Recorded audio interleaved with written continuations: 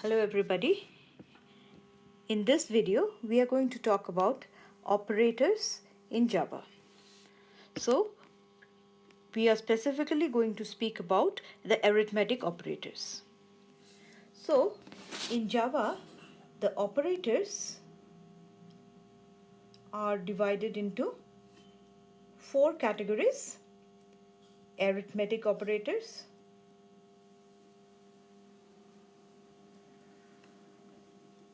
number one. Number two is your bitwise operators.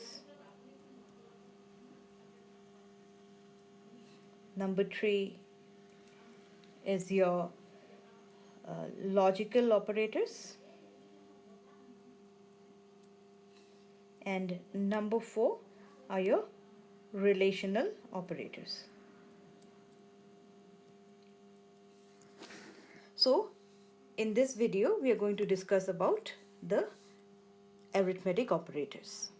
Now in addition to these operators, there are also some other operators which do not fall in any of these categories. So these are special operators. We'll also discuss this in the coming lectures. So let us look at arithmetic operators.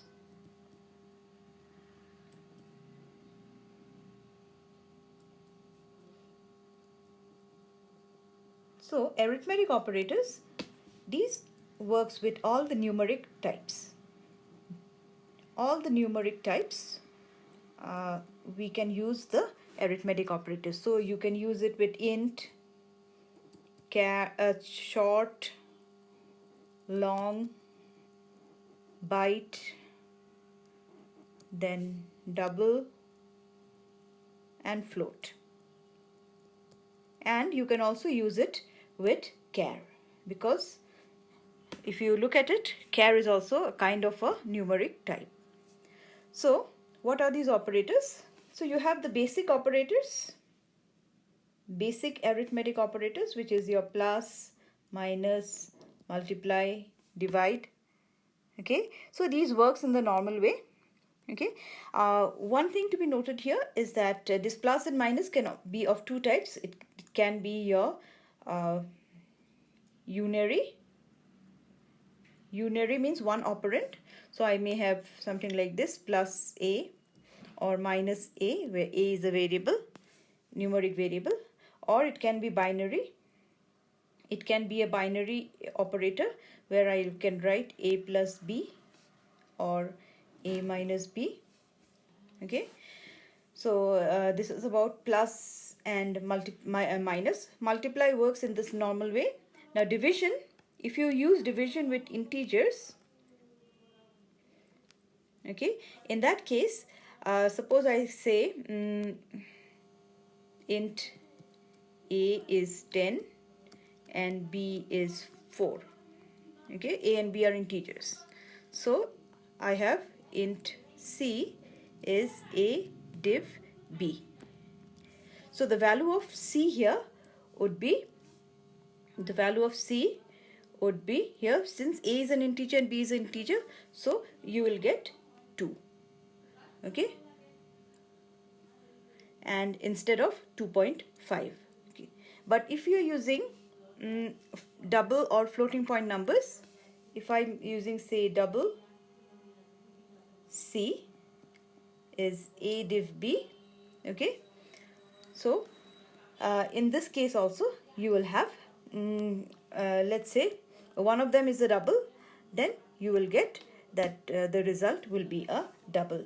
That is your value of c would be, so the value of c you get here is c would be equal to your 2.0. Remember, it is still not 2.5. Why? Because a is an integer, b is an integer. So you will be losing some information. However, if you have something like this, double a is 1 or 10, int b is 4, okay, then double c would be a divided by b.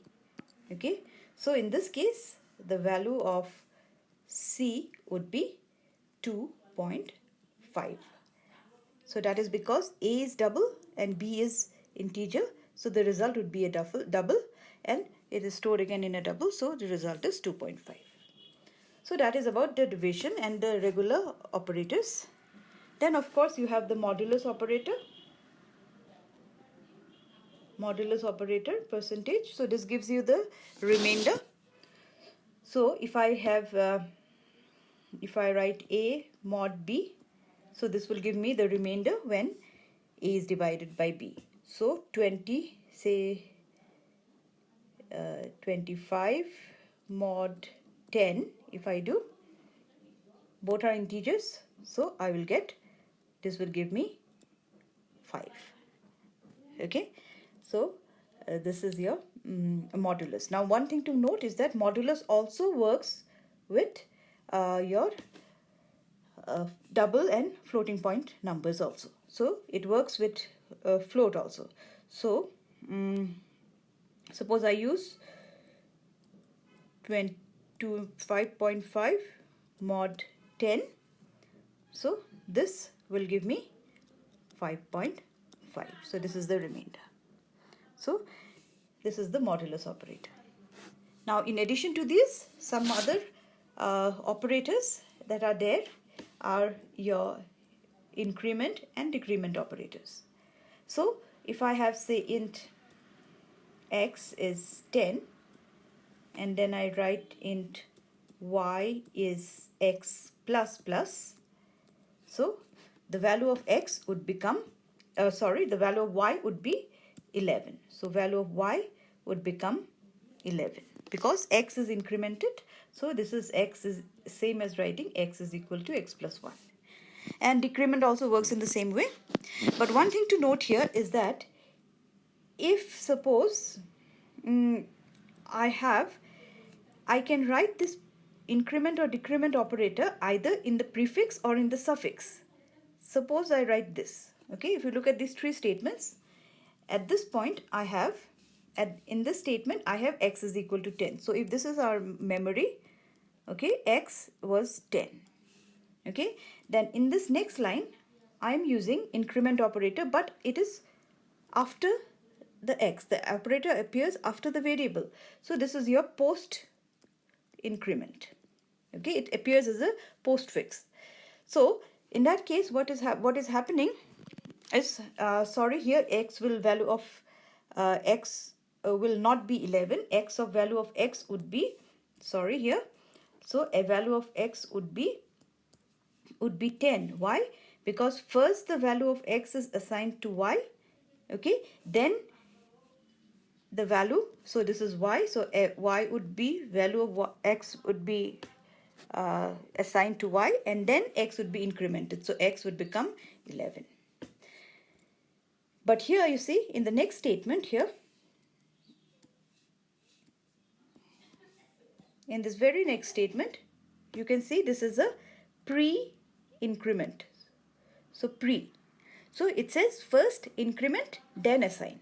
So first, what is the current value of x? If I consider these three statements sequentially, then at this point, value of x is 11. So first increment, so value of x would become 12. And then this 12 would be assigned to z. So z here would get the value 12. So this is your pre and post. Pre-incrementation and post-incrementation. The same, decrement also works in the same way. Now, before we wind up, some shorthand notations. That is shorthand. So here, this deals with an operation and an assignment at the same time. Like say, I want to write x is equal to x plus y. Okay. So instead of writing this statement, I can write it as plus equal y. Okay, so it's essentially the same thing. So this is just a shorthand way, and also in some cases it becomes, this implementation becomes a little bit more efficient. Okay, so you can use it with, you can have with everything, plus, minus, multiply, divide, okay, modulus. Okay, for all of these you can use these shorthand notations. So these were the different arithmetic operators in Java.